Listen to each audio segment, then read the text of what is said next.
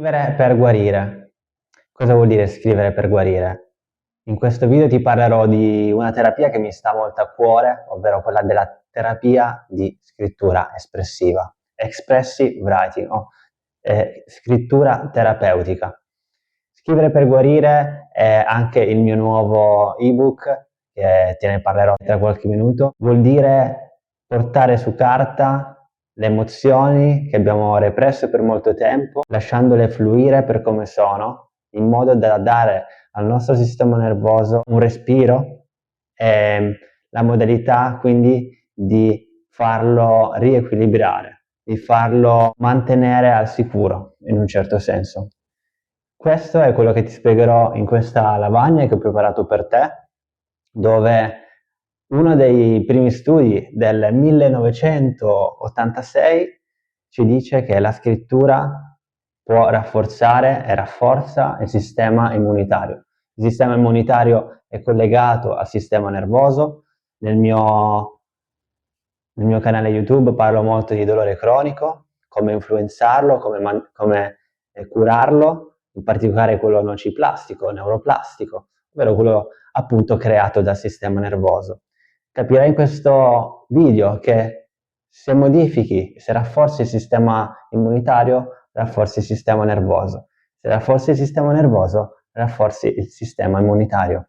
Queste cose sono direttamente correlate. La scrittura espressiva è uno dei strumenti che ti aiuterà a creare questo balance, questo bilanciamento, riequilibrio del sistema nervoso immunitario. Il key qua, la chiave, è quindi amministrare e capire che le emozioni sono molto importanti nel nostro sistema nervoso, nel nostro corpo e nella nostra mente. Parleremo quindi di emozioni represse, perché non sono le emozioni che noi proviamo e sentiamo a crearci realtà, dolore nel lungo termine, ma sono proprio quelle che abbiamo cercato per tanto tempo di non sentirle, quelle represse. C'è una correlazione tra emozioni represse nella letteratura scientifica tra emozioni e stress cronico, malattie, patologie croniche.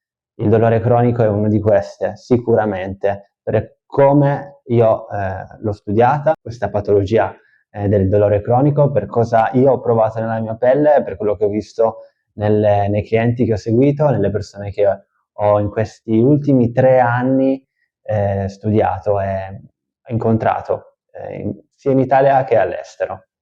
La scrittura espressiva è veramente qualcosa sempre che ha dato beneficio, non ha mai creato un effetto opposto, quindi perché no, è gratis.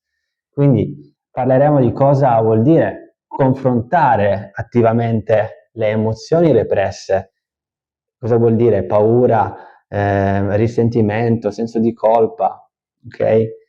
Che magari è successo, emozioni che sono successe nel passato e che oggi vuoi non vuoi inconsciamente te le stai portando dietro e fanno parte della tua identità. Confrontare attivamente appunto vuol dire parlandone apertamente, questo lo puoi fare con chiunque, ovviamente se è un terapista ancora meglio, o scrivendole, che è un qualcosa di più efficiente se vuoi, di più. Non ti serve nessuno, devi solo avere un pezzo di carta e una penna e scriverle in un particolare modo che ti dirò tra pochissimo. Questo appunto fa sì che il sistema immunitario, vedremo nello studio perché e come hanno fatto capire che il sistema immunitario va a rafforzarsi. Questo è uno studio che ha dell'incredibile, perché non ce ne sono stati molti studi in questi ultimi 30-40 anni di questo genere. È vero, è uno studio piccolo, ma ha una validità incredibile secondo me. Il sistema immunitario va su, quindi si rafforza e quindi di conseguenza lo stress e il dolore va giù, perché il dolore cronico e lo stress in realtà sono solo sintomi, ok? Non è la causa del problema. Sintomi di un sistema nervoso e immunitario che sta gridando, sta pensando di essere continuamente in attacco, sta continuando a pensare qui dobbiamo scappare da questa situazione, dobbiamo prendere tutta l'energia che abbiamo nel corpo e riversarla per questa battaglia. Questa battaglia però principalmente interna nostra e molte volte non riusciamo neanche a esserne consapevoli che è interna, inconsciamente, giusto? Certe cose sei stato programmato da quando eri bambino a pensare in un certo modo, oggi pensi allo stesso modo di 3 anni fa, 4 anni fa, 6 anni fa, 10 anni fa, magari da quando è iniziato un evento, da quando si è scaturito un evento importante, magari un trauma, tra virgolette. Cosa andremo a scrivere nella scrittura espressiva? Vai a scrivere di fatti e sentimenti, di cosa è successo in un evento particolare, in particolare di un evento traumatico che non hai mai detto a nessuno, non hai mai parlato con nessuno o ne hai parlato con pochissimi. Questo è quello che hanno fatto in questo studio. Fatti e sentimenti, si scrive di fatti e sentimenti in una maniera particolare. Ti dirò tra poco come. Appunto parliamo di trauma, i principali traumi che nella letteratura scientifica sono i più intensi per un essere umano, comunque per noi diciamo esseri umani, è il divorzio o il lutto, quindi la perdita di una persona, che sia morta o che sia viva, questo vedi che non dà, c'è la differenza ma non ne fa così tanta sul sistema nervoso e immunitario. Quindi questa popolazione in particolare è quella più vulnerabile allo stress, alle malattie o al dolore o all'ansia, ok? Ce ne sono veramente tantissimi di problematiche che possiamo avere nel corpo, giusto? Quindi, cosa hanno fatto nello studio del 1986 di James Pennebaker, che è uno dei primi pionieri della scrittura terapeutica espressiva?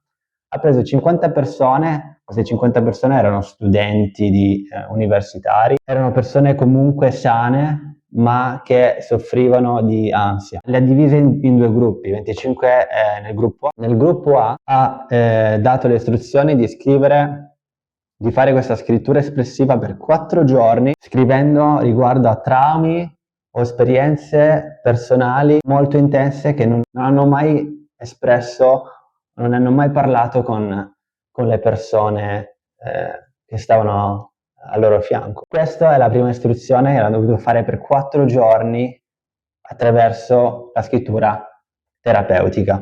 Ti dico cosa vuol dire scrittura terapeutica tra un attimo. Nel gruppo B ha semplicemente dato un'istruzione sempre di scrivere qualcosa, ma non traumi non detti, comunque non dei challenge o dei traumi, ma appunto di semplicemente fatti superficiali, quindi attività, eventi sociali, weekend, piani nel weekend che avevano per 4 giorni. Quindi nel gruppo B parlavano di cose superficiali, nel gruppo A veramente scrittura molto intensa su qualcosa che era successo nella loro vita. Poteva essere un trauma o più traumi o più cose successe, ok? Quando si dice traumi, io intendo eventi stressanti, eventi che hanno avuto una certa importanza nella vita. Appunto, divorzio e lutto sono quelli più importanti. Quindi, come hanno fatto capire che il sistema immunitario andava su? Si rafforzava? Bene, hanno fatto un'analisi del sangue prima dei 4 giorni e poi un'analisi del sangue dopo la terapia. E addirittura ne hanno fatta una a 3 mesi, dopo i 3 mesi alla fine dei 4 giorni. Hanno visto che chi nel gruppo A, i linfociti che sono delle membrane, cosa sono i linfociti? I linfociti che sono delle particelle all'interno del nostro sangue che vanno a attaccare microbi o virus. Ovviamente più loro sono attivi, più il nostro sistema immunitario è attivo ed è forte. Meno loro sono attivi, meno il nostro immunitario è forte. Quindi ha una barriera, diciamo, più bassa. Hanno visto che nel gruppo A i linfociti di quelle persone lì erano molto più attivi rispetto al gruppo B e lì hanno dedotto quindi che l'intervento dei 4 giorni era quello appunto che dava la differenza di performance nel sistema immunitario. Inoltre hanno ovviamente fatto anche degli altri outcome, delle altre ricerche su questi 2 gruppi, appunto riguardo allo stress. Non l'hanno fatto riguardo al dolore, perché queste persone non soffrivano di dolori cronici, ma questo l'ho messo perché l'ho visto in diversi casi per chi ha provato la scrittura espressiva sul dolore. Oggi la letteratura scientifica non ci dà molti indizi sul dolore nociplastico, ma sicuramente sul dolore in generale ci dà degli indizi che va a abbassarlo.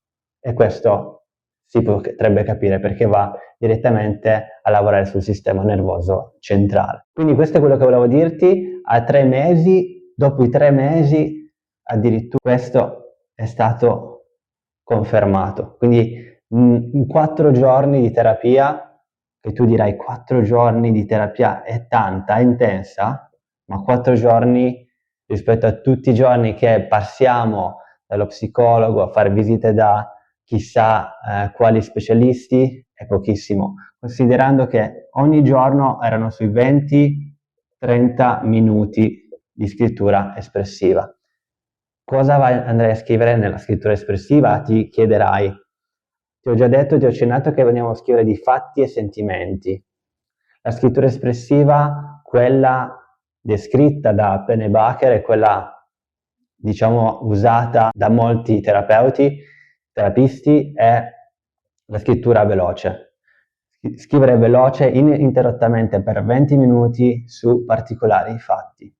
Questo è un modo generale per fare questa terapia.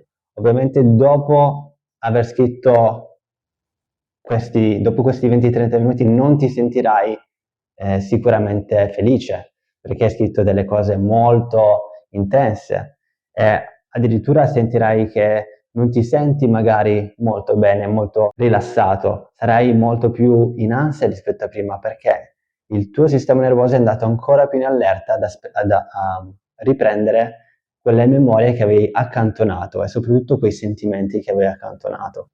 Questo è proprio il lavoro di riprocessare le emozioni. A questo punto il sistema immunitario e nervoso riprocessa tutto questo che hai messo da parte per 4 giorni in modo da farlo emergere in superficie, riprocessarlo e cambiare, diciamo, la narrativa di quello che è successo. Capirai che certe cose erano successe per il tuo bene o per qualcosa che hai capito di quella persona o ne hai fatto oro di quell'esperienza.